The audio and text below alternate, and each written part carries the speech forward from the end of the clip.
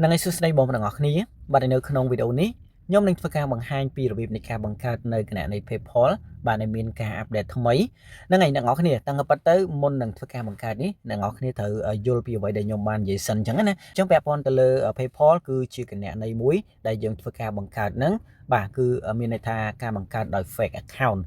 chẳng ở PayPal đại dương phải bằng cả đòi fake account ní, cứ vì miền hai này pay tràn, bà cứ miền này tha chôn cá nóไปđại dương phải đã lôi trôi hói cứ này ngọc nhiên nắng ai bật bóng lùi phòng này mình thao cứ việc khôi account này chẳng ấy nè chắc nhom mình phải update pi rồi này ca bằng cả PayPal ní đầm bay update cái này ngọc nhiên tầm đó chắc là ngọc nhiên ai mơ đâu mà đầm nạ cá là nè ta lấy sầm rạp nè đây mình toàn ban subscribe từ channel YouTube của nhóm rồi còn là ngọc nhiên mình toàn ban phải cả follow từ Facebook page của nhóm nè nhà ngọc nhiên ai chui subscribe rồi có chui follow mình mỗi phong rồi có join bằng group Telegram này mình link ở khang crown này video ní đầm bay từ tôi ban ở pom mình thay mấy PayPal từ lứa cả rục lùi phong này năng anh chắc là ngọc ní dương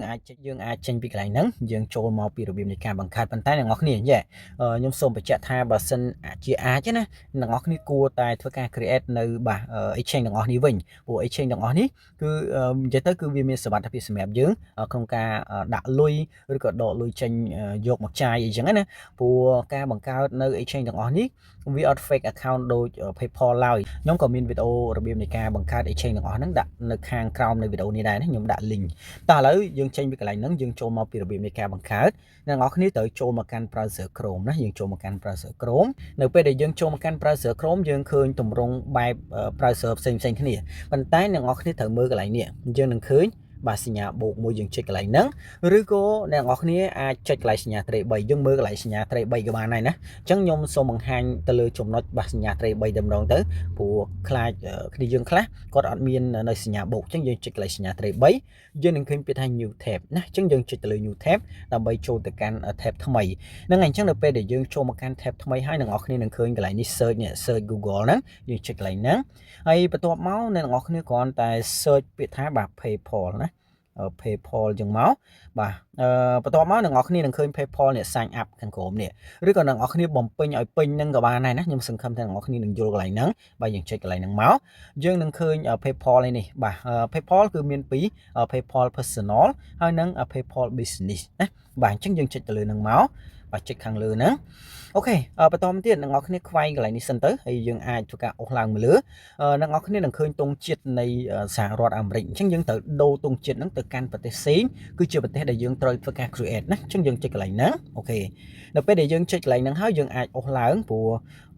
ប្រទេសឥណ្ឌូនេស៊ីគឺនៅក្នុងអាស៊ីប៉ាស៊ីហ្វិកដែរទេណាអូខេអញ្ចឹងយើងអូសឡើងមកនេះយើងមើលមកតំបន់អាស៊ីប៉ាស៊ីហ្វិកហ្នឹងអញ្ចឹងយើងអាចមើលបាទគឺនៅក្នុងតំបន់នៃប្រទេសកម្ពុជារបស់យើងដែរយើងនឹងឃើញបាទគឺគេដាក់ថាឥណ្ឌូនេស៊ីនេះខាងក្រោមនេះទង់ជាតិយើងមើលទង់ជាតិណាបាទយើងចុចកន្លែងហ្នឹងមកអូខេនៅពេលដែលយើងចុចកន្លែងហ្នឹងយើងអាចរងចាំបាទឥឡូវយើងចូលមកដល់ចំណុចដែលយើងត្រូវធ្វើការ create ហើយអញ្ចឹងអ្នកនរគ្នាអាចធ្វើការអូសឡើងមកលើអ្នកនរគ្នាអាចចុចទៅលើពាក្យថា sign up កន្លែងនេះយើងចុចទៅលើ sign up នៅពេលដែលយើងចុចទៅលើ sign up ហើយបន្ទាប់មកយើងនឹងចូលមកកាន់ទម្រង់បែបនេះនៅពេលដែលចូលមកកាន់ទម្រង់នេះហើយអ្នកនរគ្នាត្រូវយកខាងក្រោមណា business account យើងចុច business ហើយបន្ទាប់មកយើងចុចទៅលើពាក្យថា next នៅខាងក្រោមនេះណាយើងចុចទៅលើ next បន្ទាប់ពីយើងចុចទៅលើ next យើងនឹងចូលមកកាន់ទម្រង់ផ្សេងទៀតនេះគឺជាទម្រង់មួយដែលយើងត្រូវធ្វើការបំពេញនៅព័ត៌មានមួយចំនួនដែលយើងត្រូវធ្វើការដាក់ណាអញ្ចឹងខ្ញុំខ្វែងកន្លែងនេះសិនអូខេអញ្ចឹងកន្លែងនេះអ្នកនរគ្នាត្រូវធ្វើការដាក់ឈ្មោះឲ្យពិតប្រាកដទៅដើម្បីយើងធ្វើការ verify ជាមួយនឹងអត្តសញ្ញាណប័ណ្ណរបស់យើងអញ្ចឹងនេះគឺជាវីដេអូនៃការបង្ហាញពីរបៀបនៃការ create តែប៉ុណ្ណោះហើយសម្រាប់ការចង់បង្កើតឬក៏មិនបង្កើតទេគឺជាសិទ្ធិរបស់អ្នកនរគ្នាព្រោះវីដេអូនេះខ្ញុំគ្រាន់តែធ្វើការបង្ហាញដើម្បីចែកជូនទៅកាន់អ្នកដែលគាត់បានស្នើមកកាន់ខ្ញុំឲ្យជួយធ្វើការ update តែប៉ុណ្ណោះអញ្ចឹងណាបាទអញ្ចឹងអ្នកនរគ្នាអាចគិតខ្លួនឯងចង់បង្កើតឬក៏មិនបង្កើតអូខេអញ្ចឹងខ្ញុំធ្វើការដាក់នេះគ្រាន់តែជាឈ្មោះនៃការឧទាហរណ៍របស់ខ្ញុំទេណាខ្ញុំដាក់ថាបាទដាវីហើយបន្ទាប់មកខាងក្រោមនេះខ្ញុំដាក់វ៉ាន់អញ្ចឹងណានេះគឺជាឈ្មោះឧទាហរណ៍តែប៉ុណ្ណោះមិនមែនឈ្មោះរបស់ខ្ញុំទេណាអូខេអញ្ចឹងបន្ទាប់មកទៀតអ្នកនរគ្នានឹងឃើញនេះគឺកូដកន្លែងនេះគឺវាជាប់នៅប្រទេសឥណ្ឌូនេស៊ីអញ្ចឹងយើងចុចកន្លែងហ្នឹងដើម្បីរើសនៅទង់ជាតិប្រទេសកម្ពុជារបស់យើងណាអញ្ចឹងយើងរកមើលប្រទេសកម្ពុជារបស់យើងនៅចំណុចណាយើងមើលមកបូក855អញ្ចឹងកន្លែងនេះអត់ឃើញទេខ្ញុំធ្វើការអូសមើលសិននេះអ្នកនរគ្នាយើងឃើញហើយបាទបូក855ទង់ជាតិប្រទេសកម្ពុជារបស់យើងហ្នឹងយើងចុចទៅលើហ្នឹងមកហើយបន្ទាប់មកយើងត្រូវធ្វើការដាក់លេខទូរស័ព្ទដៃរបស់យើងណាអញ្ចឹងកន្លែងនេះខ្ញុំឧទាហរណ៍បាទខ្ញុំដាក់ថា09គុតបាទ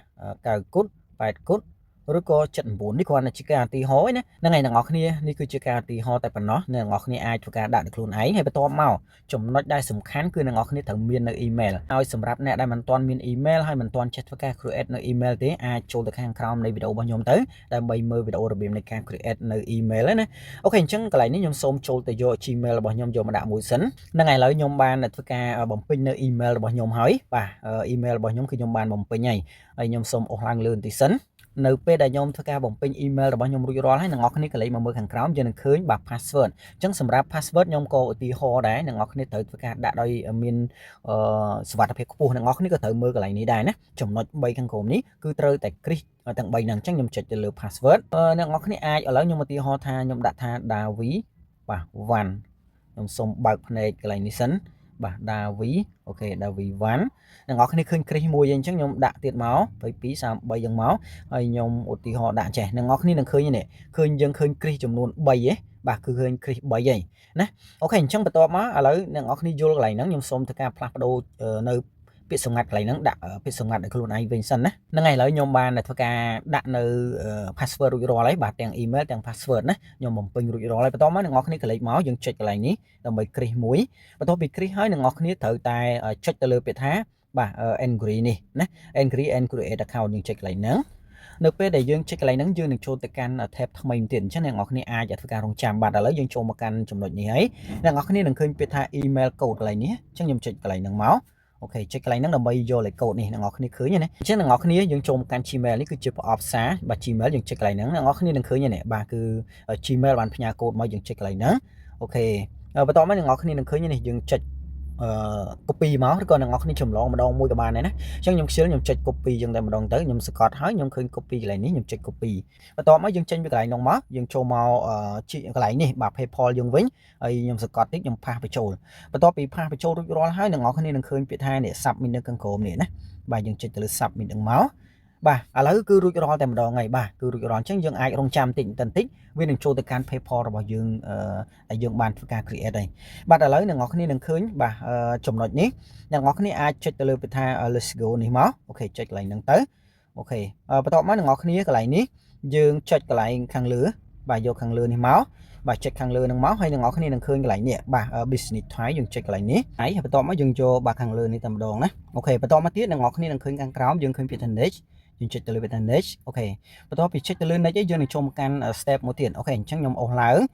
ងនេះគឺជា step ដែលអ្នកនរគ្នាត្រូវធ្វើការបំពេញនៅព័ត៌មានមួយចំនួនទៀតអញ្ចឹងណាបាទអញ្ចឹងអ្នកនរគ្នាអាចឃើញកន្លែងនេះហើយយើងឃើញថ្ងៃខែឆ្នាំកំណើតយើងចុចកន្លែងហ្នឹងមកឧទាហរណ៍ថាអ្នកនរគ្នាថ្ងៃទីប៉ុន្មានគឺយើងបំពេញឲ្យត្រូវមកណានេះដូចខ្ញុំបានបញ្ជាក់នៅខាងដើមនៃវីដេអូអញ្ចឹងគ្រាន់តែជាវីដេអូនៃការចែកម្លែកតែប៉ុណ្ណោះអ្នកនរគ្នាធ្វើការ create មិន create គឺជាអ្វីដែលអ្នកនរគ្នាត្រូវគិតដោយខ្លួនឯងណាព្រោះខ្ញុំមិនមែនណែនាំទៅកាន់អ្នកនរគ្នាត្រូវតែធ្វើការ create ឡើយបាទអញ្ចឹងខ្ញុំឧទាហរណ៍ថាដាក់11បាទខែ12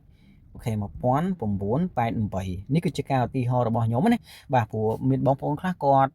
អាចគិតពីសុវត្ថិភាពនៃអត្តសញ្ញាណប័ណ្ណរបស់គាត់អញ្ចឹងណាបាទដូចខ្ញុំនិយាយអញ្ចឹង PayPal គឺការបង្កើតនៅ fake account បើសិនជាយើងធ្វើការ create នៅ exchange បាទដូចជា Binance, Bybit, OKX ឬក៏ Bitget អីគឺវាសុវត្ថិភាពរបស់យើងទោះបីជាយើង upload នៅអត្តសញ្ញាណប័ណ្ណរបស់យើងចូលក៏ដោយណាអូខេអញ្ចឹងខ្ញុំធ្វើការបំពេញរួចរាល់ហើយអញ្ចឹងខ្ញុំនឹងធ្វើការអស់ឡើងតិចទៀតបាទនេះគឺជាប់នៅហ្នឹងហើយបាទឥណ្ឌូនេស៊ីប៉ុន្តែលេខទូរស័ព្ទនៅប្រទេសកម្ពុជារបស់យើងបាទអញ្ចឹងខ្ញុំអស់ឡើងអ្នកនរគ្នានឹងឃើញនេះគេដាក់ថា address line 1 address line 2 city បាទ province ឬក៏ postal code ជាដើមអញ្ចឹងអ្នកនរគ្នាត្រូវតែចូលទ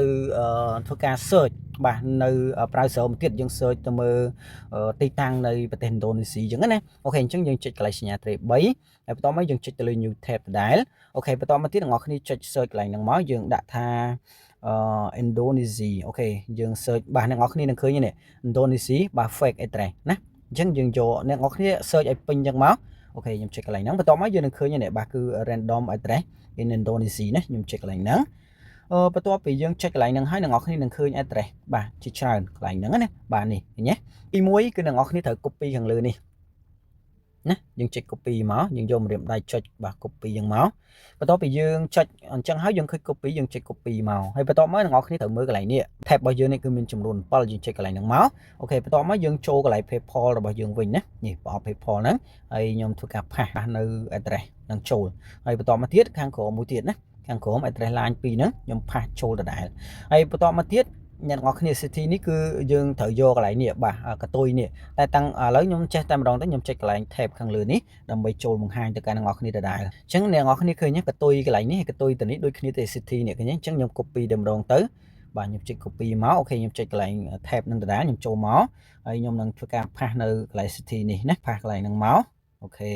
ហើយបន្ទាប់មកកន្លែង province នេះយើងចុចកន្លែងហ្នឹងបន្ទាប់មកកន្លែងហ្នឹងយើង search មកបាទចានេះចាកាតានេះយើងចុចកន្លែងហ្នឹងមកអូខេបន្ទាប់មកអ្នកនរគ្នាយើងបំពេញរួចរាល់ហើយអូនៅមួយទៀតបាទនៅ postal code អញ្ចឹងខ្ញុំចូលកន្លែង tab ហ្នឹងដដែលចូលមកកន្លែង fake address ដដែលមកហើយយើងឃើញនេះ zip code នេះឃើញទេអញ្ចឹងខ្ញុំ copy កន្លែងហ្នឹងមកអូខេ copy ហើយបន្ទាប់មកខ្ញុំចុច tab ហ្នឹងចូលមក PayPal ដដែលបន្ទាប់មកកន្លែង postal code នេះយើងផាសបញ្ចូលមកបាទផាសបញ្ចូលមកគឺរួចរាល់ហើយណាឥឡូវយើងបំពេញព័ត៌មាននៅត្រង់ចំណុចហ្នឹងរួចរាល់អស់ហើយបន្តមកទៀតយើងចុចទៅលើ next អូខេចុចទៅលើ next មកបន្ទាប់ពីចុចទៅលើ next យើងនឹងចូលមកកាន់ទម្រង់បែបនេះមួយទៀតហើយណាអ្នកគ្នាអាចចុចបាទគ្រីសកន្លែងនេះមួយមកបាទគឺឈ្មោះរបស់យើងគឺ business name ហ្នឹងគឺមាននៅហ្នឹងហើយណាអូខេបន្តមកទៀតយើងអាចអូសឡើងលើបាទអូសឡើងលើមកយើងនឹងឃើញ product ឬក៏ service របស់យើងហើយណាយើងចុចកន្លែងហ្នឹងមកអ្នកនរគ្នាអាចធ្វើការរើសដោយខ្លួនឯងណាថាការងាររបស់អ្នកនរគ្នាគឺជាអ្វីអីចឹងណាអញ្ចឹងខ្ញុំគ្រាន់តែបាទខ្ញុំដាក់មើលខ្ញុំឧទាហរណ៍ណាបាទខ្ញុំសុំធ្វើការឧទាហរណ៍ទៅសិនបាទគឺអត់មានទេ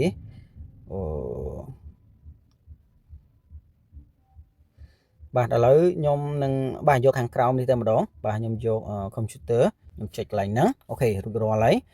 បន្តមកទៀតកន្លែងនេះយើងយក no អូខេយើងយក no ហើយបន្តមកកន្លែងនេះយើងចុច crease មកបាទបន្ទាប់ពីយើង crease ហើយយើងឃើញ pattern next នៅខាងក្រោមយើងចុចទៅលើ pattern next អូខេដល់ប៉ុណ្ណេះទៅគឺស្ទើរតែជោគជ័យ 100% នៅតែចំណុចបាទបន្តិចបន្តួចតែប៉ុណ្ណោះដែលអ្នកនរគ្នាត្រូវបំពេញបាទដូចជាយើងធ្វើការបំពេញនៅអត្តសញ្ញាណប័ណ្ណរបស់យើងអីចឹងណាបាទអញ្ចឹងបន្ទាប់មកអ្នកនរគ្នាយើងចូលមកដល់ចំណុចនេះហើយអូខេយើងឲ្យផ្កាយ5តែម្ដងទៅបាទ next បាទ finish អូខេរួចរាល់ហើយបន្ទាប់មកយើងអាចចុចទៅលើបាទ go home បាទ go to home page នេះមកអូខេយើងចុចកន្លែងហ្នឹងទៅដើម្បីចូលទៅកាន់ PayPal របស់យើងបាទនេះគឺ PayPal របស់យើងបាទគឺរួចរាល់ហើយណាបាទ PayPal ហ្នឹងគឺរួចរាល់ហើយប៉ុន្តែអ្នកនរគ្នាខ្ញុំសូមបញ្ជាក់បន្តិចដោយសារតែនៅចំណុចនេះអត់ដូច PayPal ដែលខ្ញុំបង្កើតដំបូងគឺវាទាមទារបាទកន្លែងនេះឲ្យយើងធ្វើការ upload នៃអត្តសញ្ញាណប័ណ្ណរបស់យើងអញ្ចឹងដោយសារតែកន្លែងនេះវាអត់ទាន់មានការទាមទារពាក់ព័ន្ធទៅលើការបំពេញអត្តសញ្ញាណប័ណ្ណរបស់យើងទេដល់អញ្ចឹងទៅខ្ញុំក៏ពិបាកក្នុងការបង្ហាញដែរប៉ុន្តែខ្ញុំសូមបញ្ជាក់អ្នកនរគ្នាថាមុនដំបូងប្រហែលជាអត់ទាន់មានកន្លែង link bank នេះទេប្រហែលជាមានពាក់ព័ន្ធទៅលើការបំពេញអត្តសញ្ញាណប័ណ្ណរបស់យើងបើសិនជាឃើញអញ្ចឹងមែនគឺអ្នកនរគ្នាអាចចុចកន្លែងហ្នឹងទៅណាចុចកន្លែងហ្នឹងទៅហើយយើងថតអត្តសញ្ញាណប័ណ្ណរបស់យើងឲ្យរួចរាល់ទៅបន្ទាប់ពីថតអត្តសញ្ញាណប័ណ្ណរបស់យើងរួចរាល់ហើយអ្នកនរគ្នាគ្រាន់តែចុចទៅតាមគេទៅហើយយើងអាប់ឡូតនៅអត្តសញ្ញាណប័ណ្ណរបស់យើងទៅណាអាប់ឡូតទៅហើយយើងចុចបាទ next ទៅបាទបន្ទាប់មកនិយាយទៅការអាប់ឡូតអត្តសញ្ញាណប័ណ្ណរបស់យើងអត់យូរទេអាប់ឡូតតាមមួយ plate ហ្នឹងគឺហើយឯបាទគឺ load ចេញមកគឺទម្រង់បែបនេះគឺគេឲ្យយើងធ្វើការ link នៅ bank ធនាគារបញ្ចូលហើយណាអូខេអញ្ចឹងអ្នកនរគ្នាខ្ញុំសង្ឃឹមថាវីដេអូនេះអ្នកនរគ្នានឹងយល់បាទហើយបើសិនជាអ្នកនរគ្នានៅមិនទាន់យល់នៅត្រង់ចំណុចណាមួយអ្នកនរគ្នាអាច join ក្រុម Telegram ដែលខ្ញុំបានដាក់ link នៅខាងក្រោមនៃវីដេអូនេះអ្នកនរគ្នាក៏អាចធ្វើការឆាតសួរដែរពាក់ព័ន្ធទៅលើចំណុចនៃការបំពេញនៅព័ត៌មាននៃការ upload អត្តសញ្ញាណប័ណ្ណដូចខ្ញុំបានបញ្ជាក់អញ្ចឹងវាអត់មានបង្ហាញអញ្ចឹងខ្ញុំពិបាកក្នុងការបញ្យល់ហើយមួយទៀតបើសិនជាអ្នកនរគ្នាចង់មានសុវត្ថិភាពអាចប្រើប្រាស់ទៅលើ exchange ផ្សេងទៅព្រោះ exchange ផ្សេងគឺវាមានសុវត្ថិភាពខ្ពស់លុយដែលយើងដាក់ហើយគឺយើងអាចដកលុយចេញយកមកចាយបានយ៉ាងងាយកាត់សេវាតិចទៀតផងណាតិចជាង PayPal ឆ្ងាយហ្នឹងហើយអញ្ចឹងអ្នកនរគ្នាសម្រាប់វីដេអូនេះខ្ញុំអត់មានអីច្រើនទេបាទខ្ញុំក៏សូមបញ្ចប់ត្រឹមតែប៉ុណ្ណេះបាទយើងជួបគ្នានៅក្នុងវីដេអូក្រោយបន្តទៀតបាទ